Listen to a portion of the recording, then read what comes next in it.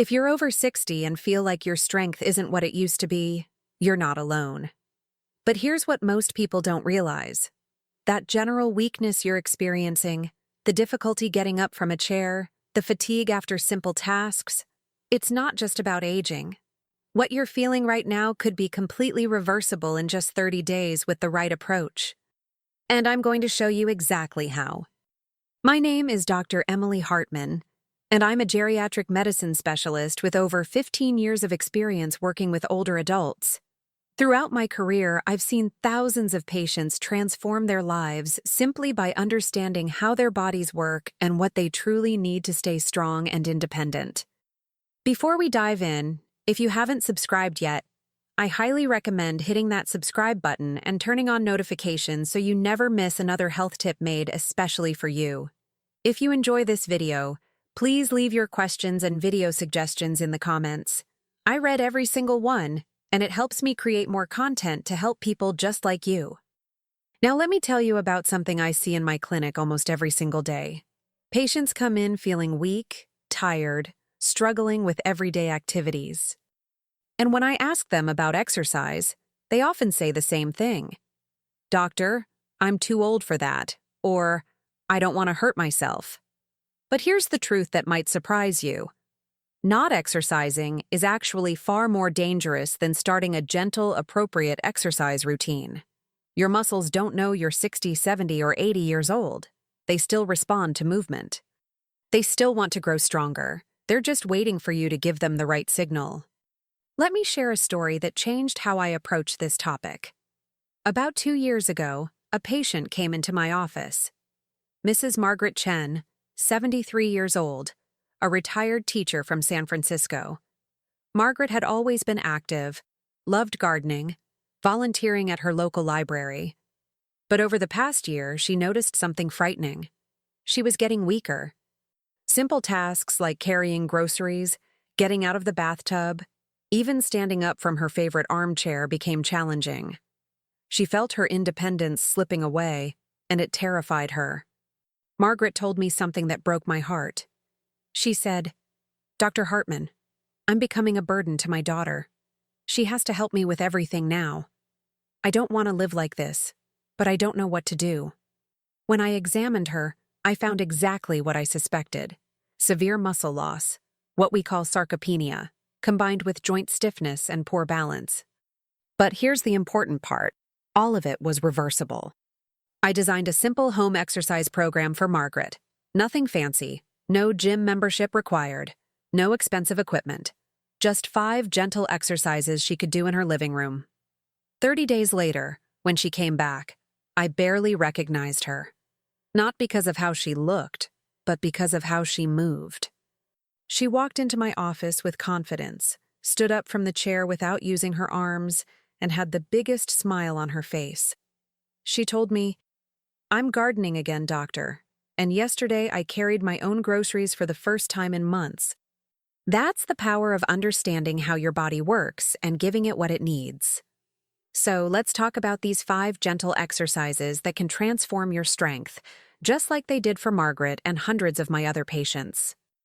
The first exercise is something I call the sit to stand. Now, I know what you're thinking. That's just standing up, doctor. But this simple movement is actually one of the most important functional exercises you can do. Think about your daily life. How many times do you need to stand up from a chair, a toilet, your bed? This movement is fundamental to your independence. Here's why this exercise is so powerful. When you stand up from a seated position, you're engaging your quadriceps, the large muscles in the front of your thighs, your gluteal muscles in your buttocks, and your core muscles all at once. These are the exact muscles that prevent falls, maintain your posture, and keep you mobile. As we age, we tend to use our arms to push ourselves up, which means these crucial leg muscles aren't getting the workout they need. Over time, they get weaker, and the cycle continues. Let me tell you about Mr. Robert Silva, 68 years old, a retired mechanic from Miami. Robert came to me after a frightening incident. He had fallen in his bathroom trying to get off the toilet at night. Thankfully, he wasn't seriously injured. But the fear of falling again was keeping him from doing things he loved. He had stopped going to his weekly poker games with friends because he was embarrassed about needing help to stand up from the low chairs. When I taught Robert the proper sit-to-stand technique, he was skeptical. "It's too simple," he said. But I explained to him that simple doesn't mean ineffective. I had him practice in my office with a sturdy chair. I showed him how to scoot to the edge of the chair, place his feet flat on the floor about hip-width apart, lean forward slightly, and then push through his heels to stand up, using his arms as little as possible. For the first few days, Robert could only do 5 repetitions before his legs felt tired, but he kept going. Every morning and every evening he practiced. By week 2, he was up to 10 repetitions. By week 3, he could do 15 without feeling winded. But the real transformation came when he realized he could stand up from his low couch without using the armrests. That simple achievement gave him his confidence back. 2 months after starting this exercise, Robert called me to say he'd gone back to his poker games and even hosted one at his house. Here's how you can do this exercise safely at home. Find a sturdy chair with armrests, just in case you need them for balance. Sit toward the front edge of the chair with your feet flat on the floor. Cross your arms over your chest or let them hang by your sides. Lean forward slightly from your hips, then push through your heels to stand up. Pause for a moment at the top, then slowly lower yourself back down with control. That controlled lowering is just as important as the standing up part because it builds eccentric strength, which protects your muscles and joints. Start with 5 repetitions. Rest for a minute, then do another set of 5. As you get stronger over the next few days and weeks, gradually increase the number. Your goal is to eventually do 3 sets of 10 repetitions twice a day. If you're finding it too difficult at first, you can use a higher chair or place cushions on your seat. As you get stronger, gradually reduce the height until you're working from a standard chair. If you're still watching and finding this information helpful, comment a thumbs up below to show me you're following along. The second exercise is what I call the wall push-up, and it's a game changer for upper body strength. Many people think push-ups are only for young people or athletes, but that's simply not true. The wall push-up is a modified version that's perfect for building strength in your chest, shoulders, and arms, without putting stress on your wrists or lower back. Why is upper body strength important? Because you use it constantly. Pushing a shopping cart, opening heavy doors, lifting a pot of water, even getting dressed. When your upper body is weak, these daily tasks become exhausting. Plus, having strong arms and shoulders improves your posture and can actually reduce back and neck pain. Mrs. Patricia Alves, 71 years old, a retired nurse from Boston, came to me complaining about shoulder pain and weakness. She loved to bake, especially for her 7 grandchildren, but she was finding it increasingly difficult to mix dough, lift her heavy Dutch oven, or even reach for items on upper shelves. The pain and weakness were stealing one of her greatest joys. Patricia had developed what's called rotator cuff weakness. Her shoulder muscles had become deconditioned over time, partly because she had stopped using them fully after experiencing some pain. It's a vicious cycle. Pain leads to less movement leads to weakness, and weakness leads to more pain and dysfunction. I started Patricia on wall push-ups, and she was amazed at how doable they felt. She told me, "Dr. Hartman, I thought I'd never do a push-up in my life, but this feels good." Within 2 weeks, she noticed her shoulders felt more stable. By week 4, the pain had significantly decreased. At her 2-month follow-up, Patricia brought me a batch of her famous chocolate chip cookies and told me she'd spent the entire previous weekend baking for a family gathering without any shoulder pain. Here's how to do the wall push-up correctly. Stand facing a wall, about arm's length away. Place your palms flat against the wall at shoulder height and shoulder width apart. Keep your feet firmly planted on the ground, about hip width apart. Engage your core by gently pulling your belly button toward your spine. Now, keeping your body straight like a plank, slowly bend your elbows to lean toward the wall. Your elbows should point slightly downward and outward, not straight out to the sides. Go as far as you comfortably can, Then push yourself back to the starting position. The key here is control and proper form. It's not about speed. Each push-up should take about 3 seconds going in and 3 seconds pushing back out. You should feel the work in your chest, shoulders, and the back of your arms. If you feel strain in your lower back, you're arching too much. Focus on keeping your core tight and your body straight. Start with 2 sets of 8 to 10 repetitions, with a short rest in between. As you get stronger, you can increase the repetitions or even step farther from the wall to make it more challenging. Eventually, you might progress to using a sturdy countertop at an angle, which increases the difficulty. But there's no rush. Progress at your own pace. The third exercise might surprise you because it seems so simple, but it's absolutely crucial: the standing knee lift. This exercise is all about balance, core strength, and hip flexibility. These 3 elements are your best defense against falls, which, as I'm sure you know, are one of the most serious health risks for people over 60. Let me tell you why balance is so critical. Every year, 1 in 4 adults over 65 experiences a fall. Many of these falls lead to fractures, particularly hip fractures, which can have devastating consequences for independence and quality of life. But here's the encouraging news: balance can be improved at any age. Your body has an incredible ability to adapt and strengthen the systems that keep you upright and stable. Mr. Thomas Wu, 76 years old, a retired postal worker from Seattle, came to me after experiencing several close calls. He hadn't actually fallen yet, but he'd stumbled multiple times, including once when he was walking his beloved golden retriever, Bailey. That incident particularly shook him because he realized that if he had fallen, Bailey might have run into traffic.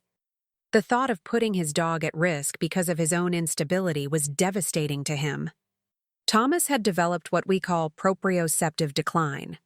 That's a fancy way of saying his body's awareness of where it was in space had diminished. Combined with weaker hip muscles and reduced ankle flexibility, his balance had become compromised. He had started using a cane, which helped, but he wanted to regain his natural stability. When I introduced Thomas to the standing knee lift exercise, he was nervous. The idea of standing on one leg seemed dangerous to him, but I showed him how to do it safely, using a wall or sturdy countertop for light support. The first time he tried it, he could only lift his knee a few inches off the ground and hold it for maybe 3 seconds.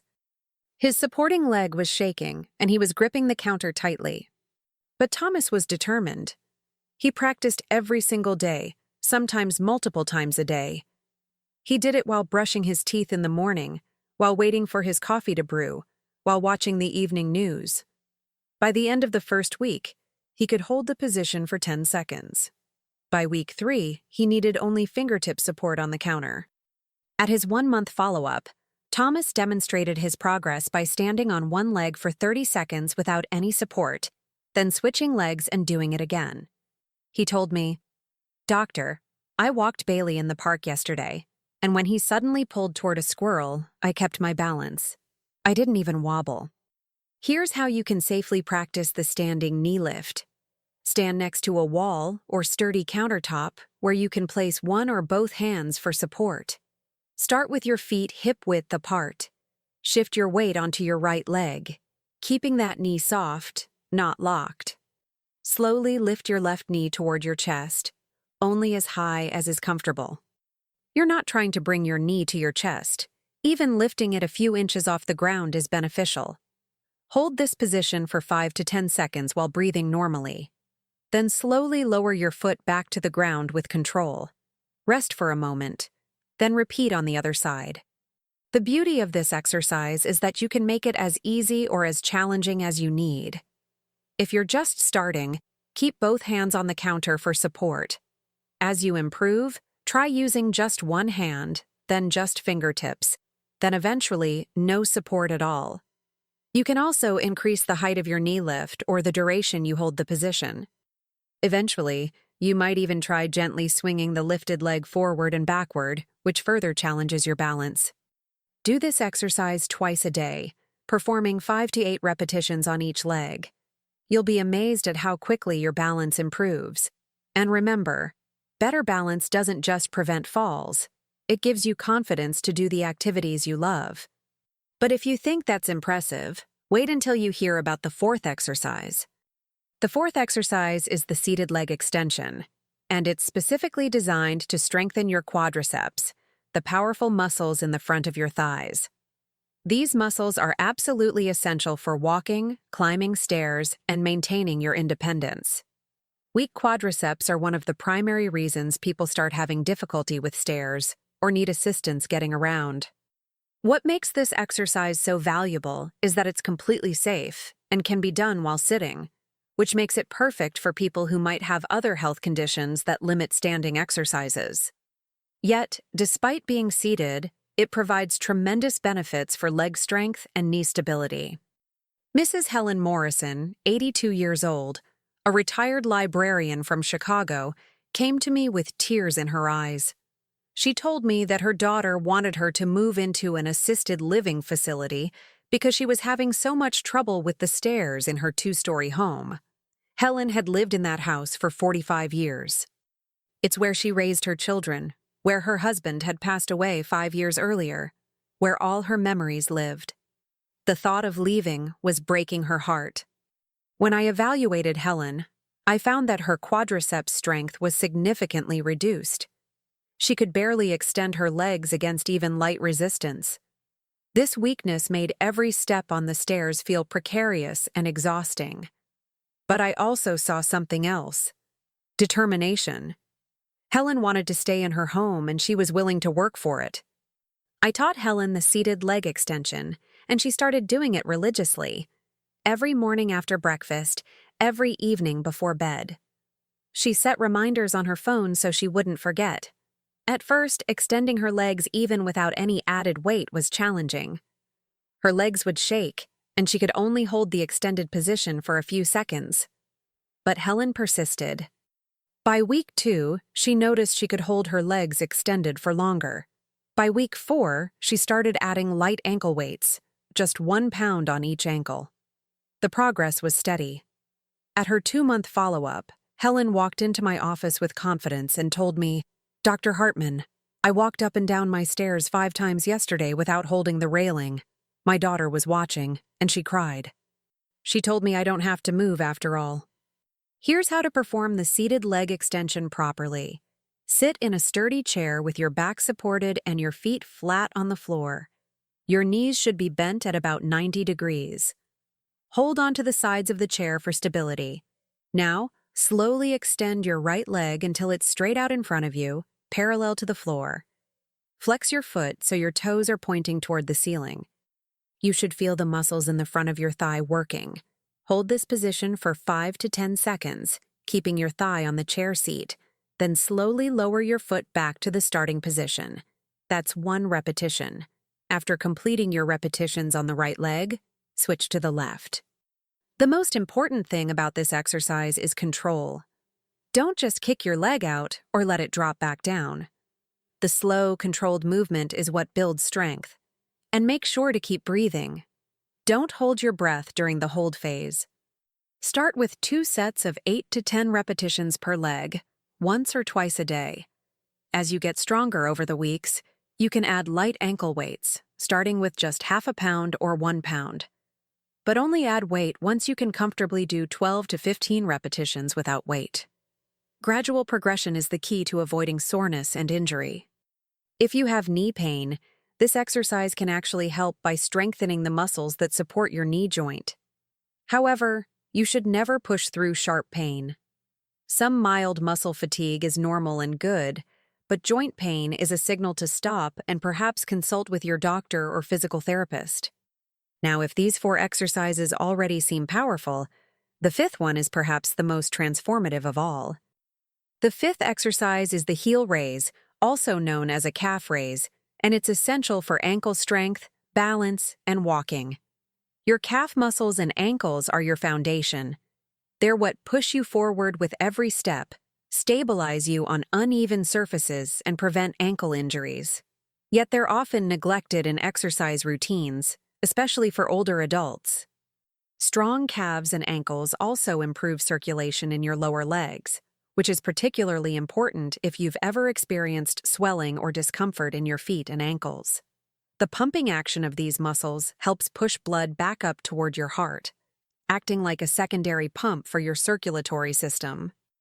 Mr. George Patterson, 74 years old, a retired engineer from Denver, came to me complaining about what he called heavy legs. He said his legs felt tired all the time, his ankles were often swollen by the end of the day, and he'd developed an unsteady gait that made him nervous about walking, especially on anything other than flat, smooth surfaces.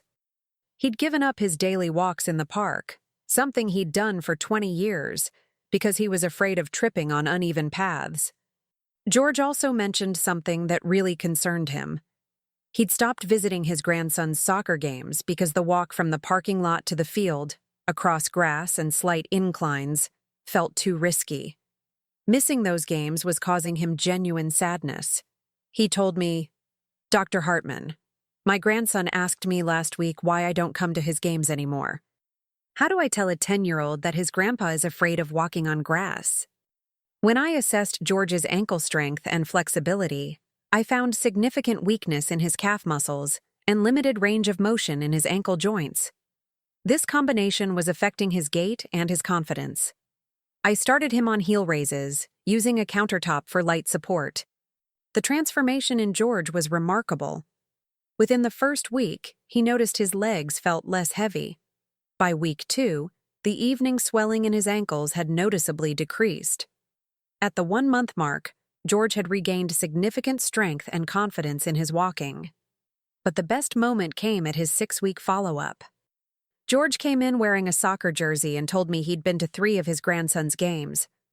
"I walked across that field like I owned it, doctor," he said with the biggest grin. "And my grandson ran up to me after the game and gave me the biggest hug." Here's how to do the heel raise safely and effectively. Stand facing a wall or kitchen counter where you can place your hands for light support. Position your feet hip-width apart, with your weight evenly distributed. Stand tall with good posture, shoulders back but relaxed. Now, slowly rise up onto the balls of your feet, lifting your heels as high as you comfortably can. You should feel the muscles in your calves working. Hold at the top for 2 to 3 seconds, then slowly lower your heels back to the floor with control. The key elements here are the controlled movement and the full range of motion. Try to rise as high as you can onto your toes and then lower down slowly, taking about 3 seconds for the lowering phase. This controlled lowering is where much of the strengthening occurs. Start with 2 sets of 10 to 12 repetitions, once or twice a day. As you get stronger, you can increase the repetitions or make the exercise more challenging by using less support from your hands, or eventually doing it with no hand support at all.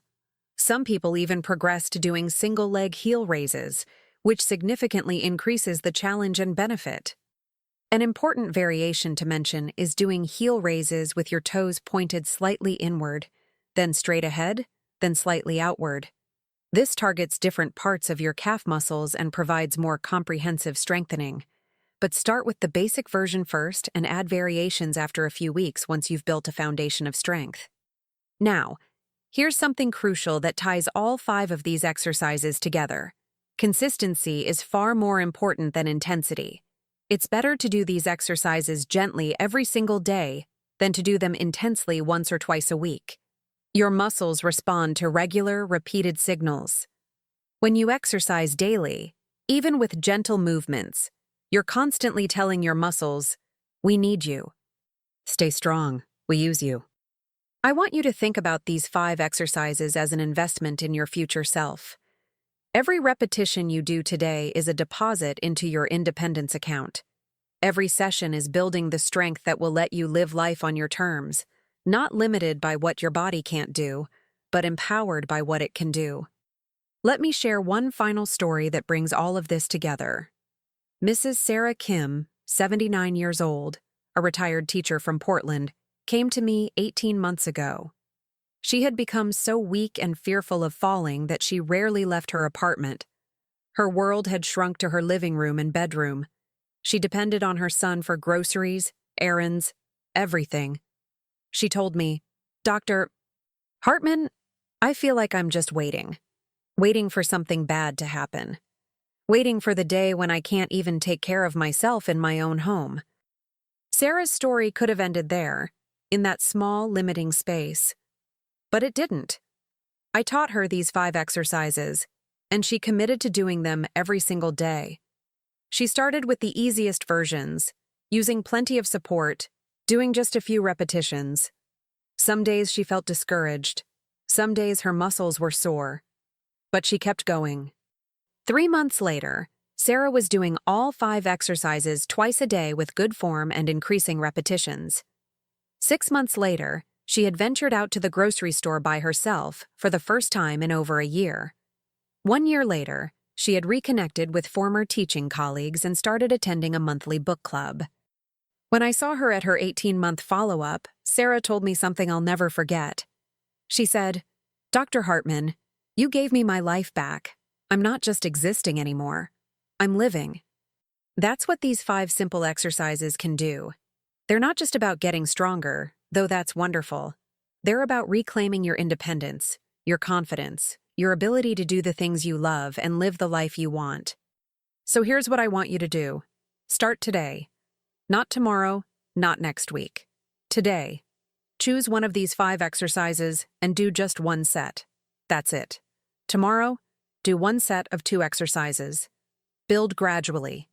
Within a week, you should be doing all 5 exercises once a day. Within 2 weeks, work up to twice a day. Be patient with yourself, but be consistent. Pay attention to how you feel. Notice when everyday tasks start feeling easier. Celebrate the small victories, like standing up from a chair without thinking about it, or walking upstairs without feeling winded. These small changes add up to transformed lives. And please remember that these exercises are designed to be gentle and safe, but everyone's situation is different. If you have specific health conditions, recent injuries, or concerns about starting an exercise program, talk with your healthcare provider first. They know your individual health situation and can give you personalized guidance. These exercises are meant to complement your medical care, not replace it. Your body is incredibly resilient and capable of positive change at any age. I've seen it happen hundreds of times in my practice. People in their 60s, 70s, 80s, even 90s, regaining strength, balance, and independence. You have that same potential. These 5 gentle exercises done consistently for 30 days can absolutely transform your strength and your life. If you found this video helpful, please leave your questions and experiences in the comments below. I read every comment, and your feedback helps me create more content to support your health journey. Also, don't forget to subscribe and turn on notifications so you never miss future videos. Share this with anyone you know who might benefit from this information. Together, we can help more people stay strong, independent, and living life fully at any age. Thank you for watching, and here's to your health and strength.